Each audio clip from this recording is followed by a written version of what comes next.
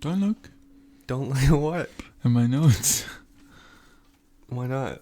I need to pull mine up, actually. And I can't stop you from looking at mine because they're right behind me and very large.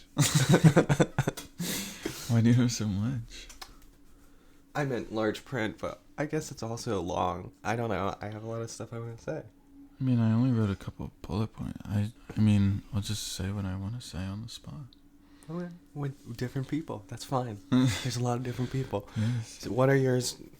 Before we start, what are yours about? A guy who bought stuff for World War II vet in line at a store.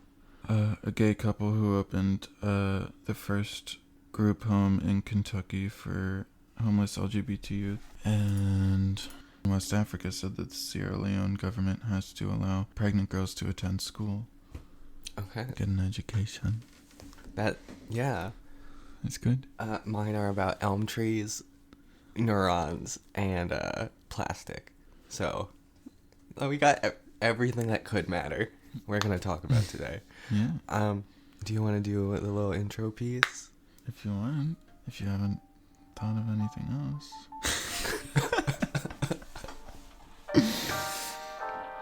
Okay, go.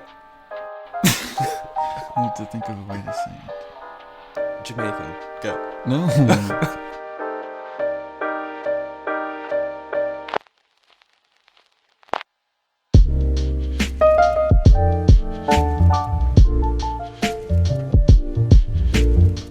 Ladies and gentlemen and everyone in between, hello and welcome to the Lozenge, the good news podcast to soothe your soreness toward the world. You know what? That sounded like I said podcast. I was gonna say that's great, but I don't know what a podcast is. Podcast. Okay. We can cut that out and put it in between. I completely believe I'm gonna keep that. Also, No. Also, I'm gonna download Google Docs on my phone right now because I thought I could do it on the computer, but now this setup means I have to turn around to read what I'm doing, and I don't like that. So while I wait for this, do you have any good news for yourself this week? Did something good happen to you this week? Not really. No, that's not the point. Yes, something good did happen to you. I went to my company's Christmas party. That was fun. Did anybody get lit? Was Karen from accountant getting a little Yeah, crunk? our receptionist is like a master piano player. Played piano with Liberace apparently. Wait, so he what? played several songs for us, which was cool. What did he Enjoyable. play? Anything you recognize or just sort of whatever? Well, he played like a Christmas medley and then some classical song that I don't know the name of. And then he played Oh Holy Night, which was good. Sounds good to me. My good news for this week is something that sounds like I planned it, but I didn't really plan it. Is last night was my last day at work because I decided, you know what, I'm done. So I went home. What are you doing? Thought there was a fuzz on the microphone. So I got done. I went home. They give us this Monopoly money that we can spend in a store online. I spent all the money, all the points. I had 20,000 points, which is sizable. But I spent it all. And I said, you know what? I'm just never going to go back. I'll figure out what I really need to do about work later. But for now, this is fine. Do you want to start? What's your first article? Do you want to go first? I guess. So we're just going to share some good news because, there's so much bad news in the world. Oh, yeah. I don't think we ever, tried to say what we're doing. Well, that's what I'm doing. Because, you hear about everyone dying and all the politicians being bad and all that. But there's good stuff, too. So, last week in Philadelphia... That's where we're from. Yes. That's home.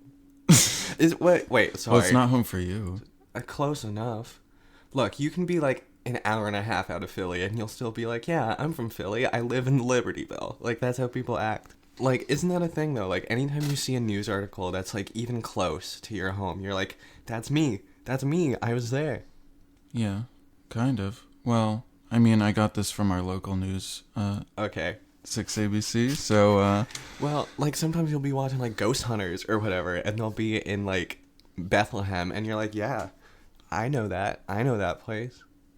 Except we've never been there, probably. I have, probably. Oh, well, I have not. Okay, it's fine. So, there was, so this story is from a store, I think it was a dollar store in Philadelphia somewhere.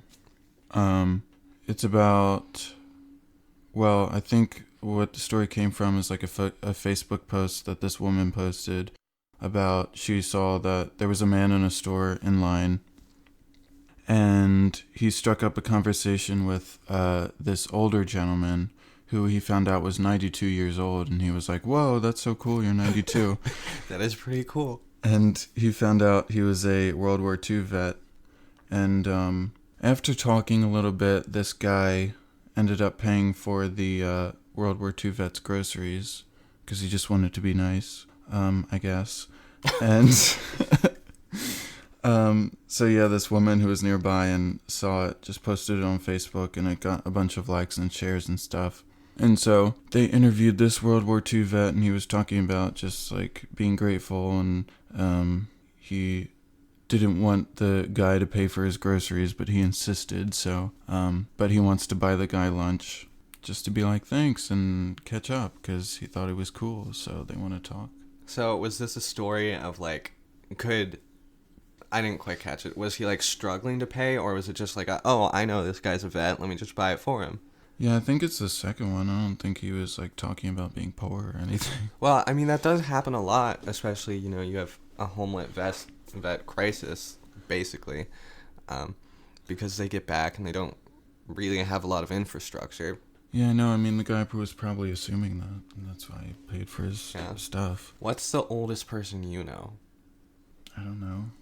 Probably my grandmother. She's like 87, I think. My great-grandmother, I think, I've lost track of the numbers, but I think she just turned 104. She's still alive? Yeah. When she turned 100, she got, I'm assuming automated, a letter from Michelle Obama like, hey, you're pretty old. Good job. You know what I mean? I mean, there's not a lot of people who, like, and she's still kicking it. Like, she's in a wheelchair and whatever, but that's to be expected. But she's, like, mentally all there. Like, you can have a full conversation with her. She doesn't hear great, so you gotta scream, but it's fine. Yeah. So my first story is about things even older than that, okay? We're talking about trees. Everybody loves trees. So this article, titled Forgotten Elm Trees Set to Make a Comeback, published in the BBC by Helen Briggs. So, why do we care about elm trees? They're trees. Trees are important, In the face of global warming and all this pollution, we're losing a lot of our natural ecosystems, some of which are just by natural spread of disease. But with all the deforestation causing a non-natural source of destruction for these trees, any additional natural disease just makes it seem so much worse. So since the 1960s, about 90% of all the elm trees in Britain were lost due to 90%. Yeah, that's about 25 million trees due to Dutch elm disease. And I don't have a lot of frame of reference for British elms, but they were quite important in history before, they disappeared. You look at historical texts, there's elms in all the paintings, in every single park, in everyone's backyards. They wrote a lot about the elms. Unfortunately, the disease is still spreading northwards, but it hasn't got to Scotland yet. Where do you think Dutch elm disease might have come from? Just throw something out there. Probably say the Netherlands. You're correct. It was China. It came from Asia when they were importing logs. It actually came with the bark beetles that were on the trees. It's a fungal infection that, infects and tears down. But it was named Dutch elm disease from B. Schwarz and Christine Bisman, who were scientists in the Netherlands, so I guess they got to name it. There's several different strains of the disease, which stretch across every country in Europe except for Greece and Finland. There's also a problem with it in North America, spreading and killing a ton of things. The largest remaining concentration of elm trees in England, is in East Sussex, where in 1983 there were 30,000 elms there, but as of 2005 there's only half as many left. So up until they're still dying, but the hope comes from there's a few strains and a few seedlings that just seem to be resistant to this. Some of these resistant trees are more than 400 years old, which means and they have, the fungus is on the trees. So they tested the trees, the fungus is there, it's just not doing anything to them. There's actually a Dutch elm disease amendment order of 1988, which permits local authorities to just destroy any tree that they think might have the disease, though that hasn't really come up because they basically had that authority anyway.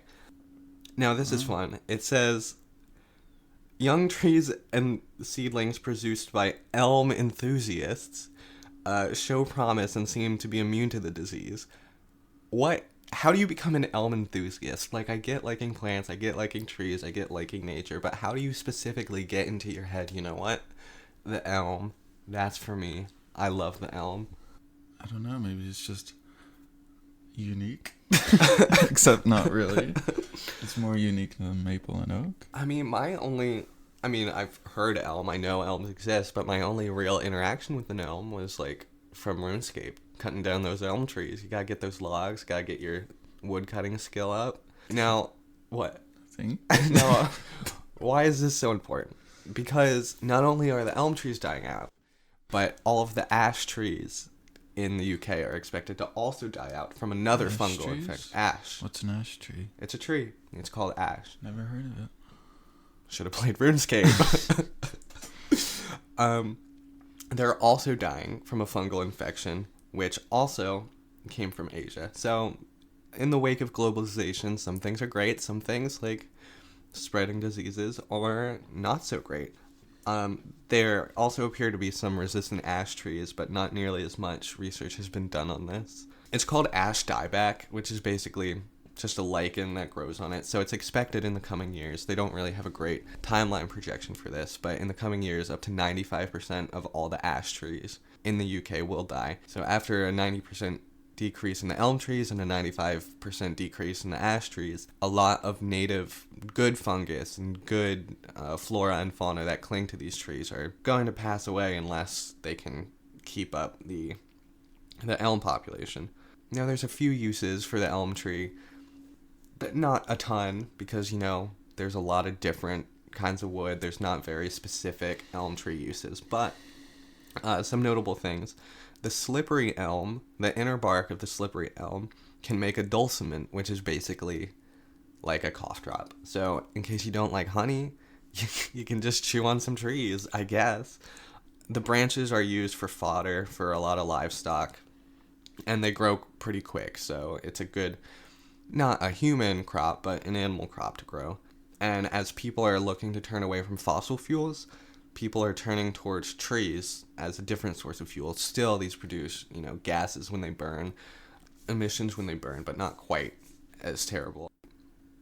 A certain elm cultivar can be grown 2 meters every year. You have big fields of these, you'll be able to produce a lot of energy. I don't think that's going to catch on. I'm sure, you know, we'll move to nuclear or solar or something before we decide everything in the world needs to be powered by burning trees.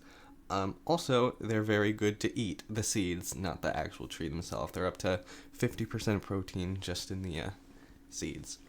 So, where was the good news in that story? The good news is they're bringing them back. Okay, I must have missed it. But that's good.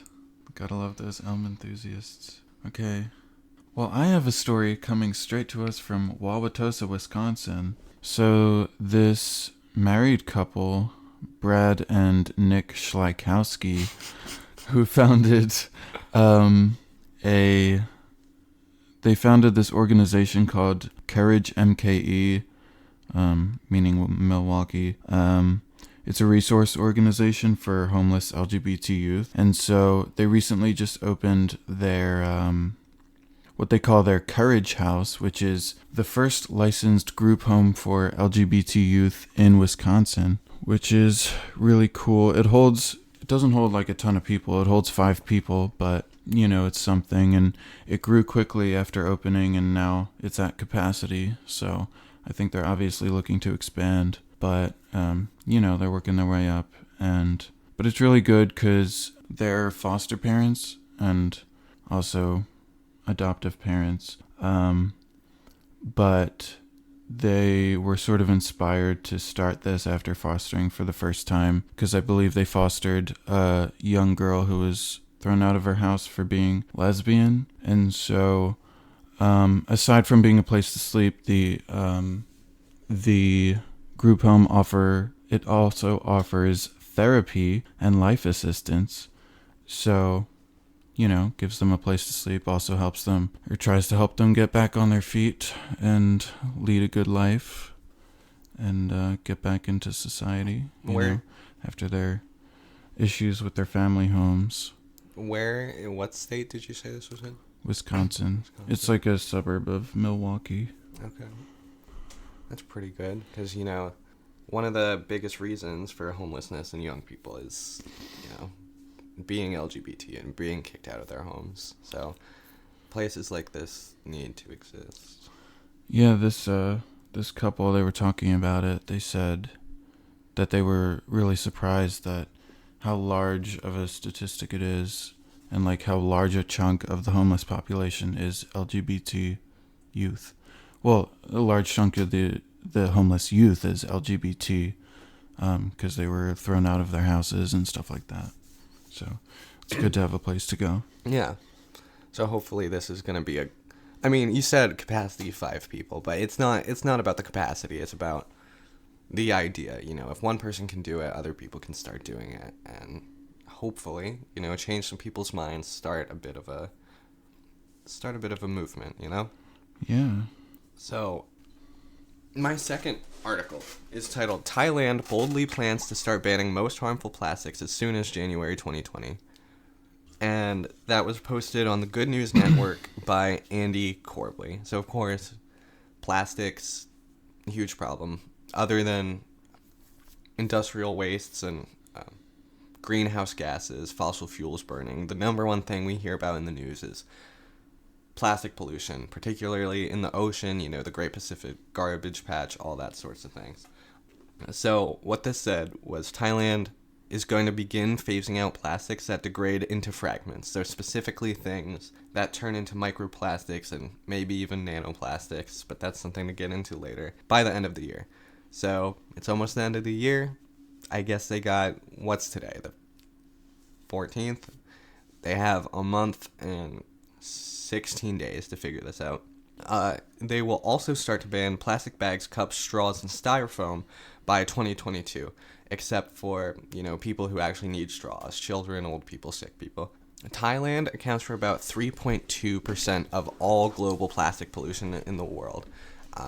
And that's a common thing in these Asian countries. For whatever reason, they do have really high plastic consumption rates and plastic pollution rates. The Thai government earlier said it would ban 3 types of plastic specifically: microbeads, capsules, and oxo-degradable plastics. And I'm about to tell you what those things are. But first, the assistant government spokesman, Athisit Chinuwat, which I'm probably not saying correctly, added that the goal is for Thailand only to be using recycled plastics by 2027, and that plastic waste will be a source of fuel. All these goals are contained in the Plastic Waste Management Roadmap 2018 through 2030. So a lot of countries have their version of how are we going to fix this, what is the timeline.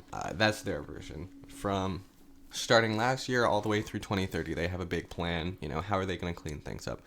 They said they'd be using only recycled plastics, which I don't know everything about plastics. I don't know everything about recycling, but that seems maybe a half-truth or maybe not true at all. Because, you have a piece of plastic, you look at the bottom, you see the little recycling symbol. It says 1, 2, 3, 4, 5, 6, or 7.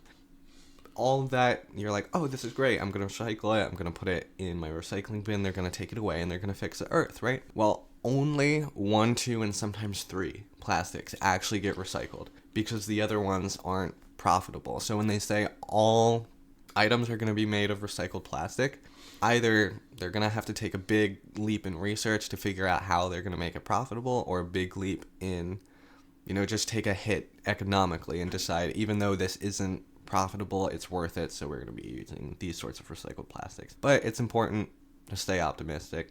Who knows? Thailand's tough stance on plastics, especially single-use plastics, is a recent phenomenon resulting from revelations that plastic waste in the kingdom accounts for about 16% of all garbage polluting the seas. So even though they go through 3.2% of the world's plastic, 16% of all the plastic in the seas are from Thailand. Greenpeace says about 75 billion pieces of plastic bags end up in waste each year in Thailand, just from Thailand. 2 million tons of plastic waste produced by Thai consumers per year. So that's about 0.14 kilograms per person per day from Thailand. Put that in perspective, America produces about 0.34 kilos per person per day. So this is good news, of course, that they're going to try to clean up their act, but other countries, particularly America, have much bigger problems, go through much more, use a lot more, produce a lot more, consume a lot more. But every little bit does help, especially any country that can help should help. Thailand's 5th most exported items are plastic and plastic articles, around 6% of their economy, totaling $14.5 billion US dollars. So, what are capsules, microbeads, and oxo-degradable plastics? Capsules are, you don't see them so much in America. The only thing I can really think of is, have you had those Ramune bottles, the Japanese soda that have the marble in them, and you slap it and the marble goes in? Mm-hmm. And you know how they have like a plastic wrap around the top of it? Yeah. That's what a capsule is. It's basically this redundant extra piece of plastic. And in Thailand, they have that on almost every brand of water bottle. So you have the actual cap that unscrews, and then you have the capsule plastic, which goes on top. It's a small thing, but, you know, producing millions and millions and millions of bottles of water with small plastic on them, of course, is going to add up. Microbeads. You've absolutely encountered these before. Not as much now because there has been a ban put in place in the US. But do you remember, like, Proactive Clean and Clear with micro foaming beads in it? Like, they'd advertise that with, like, scrubbing beads in it. Oh, yeah. They banned those? Yeah, so those little beads, they're literally just plastic, just little plastic balls. And they put that in all kinds of face washes, other cosmetic products. That's the main place you see these. And the problem with that is they're so small, they're not captured in water treatment plants. So they end up in rivers, lakes, and eventually the oceans. And they've been shown to cause problems with animals. So say a little froggy eats one, then a little fishy eats one, then a big fishy eats one, then a human eats one. Now you've got plastic in your body. Several, groups have fished out however many fish and looked at them. The vast majority of fish, 95%, all have traces of plastic in them. It doesn't matter where you get them from. Anywhere in the ocean, anywhere in rivers, you're going to have plastic in them. Now, the good news about this is these plastic levels are usually so low that it's not really a concern, but the real concern is as these levels keep increasing, who knows what might happen. Certain plastics have associations with birth defects, certain cancers, and as this builds up, the danger increases and increases. Like I said, in 2015, the US banned microbeads. So have England, Wales, Scotland, France, Sweden, Canada, New Zealand, and South Korea. But each of these have varying degrees on how strict they're actually being with the bans. So, oxo-degradable plastics. You've heard of biodegradable plastics. So, oxo-degradation is another form of degradation which happens much slower, and they're not sure that these plastics will ever actually completely degrade into their component pieces. So, these are plastics that could be around forever. Biodegradable plastics and oxo-degradable plastics have different makeups, but they may end up in the same product. So when these things reach recycling facilities, even though they might have the same number on them, they might have a different chemical makeup. So it's very hard to sort these things out when you don't know exactly what's inside them. They end up in the wrong places. If they can't get recycled, they end up in the ocean. So everybody knows about plastic in the ocean, big pieces of plastic. But about 92% of plastic on the ocean surface are microplastics, things we can't see. A 2015 study estimated that there were between 93 and 236,000 metric tons of microplastics in the ocean. We don't know if this is currently an issue, like I said, but as levels build up and build up and build up, it's likely to start causing more health problems for people. Now, all of this sounds really bad, not a great thing to be interacting with. But, of course, the good news is countries are aware of the problem and have started working on the problem, specifically Thailand. Yeah, now we just have to get the U.S. to do it, and we'll be in much better shape. Of course, it always lies in where can they make money. You know, if they can make money off polluting the earth, they're going to make money off polluting the earth. It's going to come down to policy, and if lawmakers can actually enact changes without the greed in their mind, you know?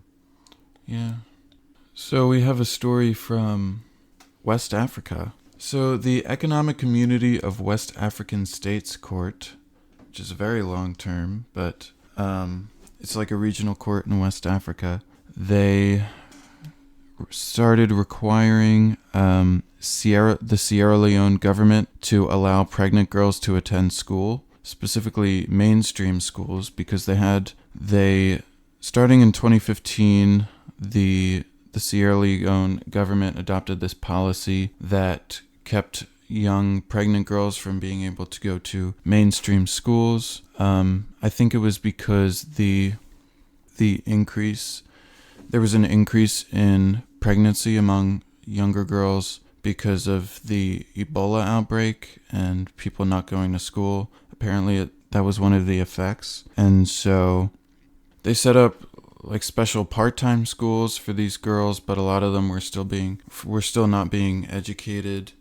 And so, yeah, this court recently ruled that the government must allow them to go to school. Obviously, education for young people, especially young girls in developing countries, is extremely important. It's really the ticket to ending poverty. I read a book about this, and because if a young girl is stuck, a lot of young girls are getting stuck sort of, if they don't get a good education and a good job, they're sort of seen as a liability, and so they're often seen as the possession of their father in their early life, and then leading to their husband when they get married. And so there's lots of like arranged marriages and stuff, and so it's really bad, and girls end up in forced prostitution and human trafficking and stuff like that. And so, but just giving them an education and providing them something that they can use as a tool to get a good job and lift themselves out of extreme poverty,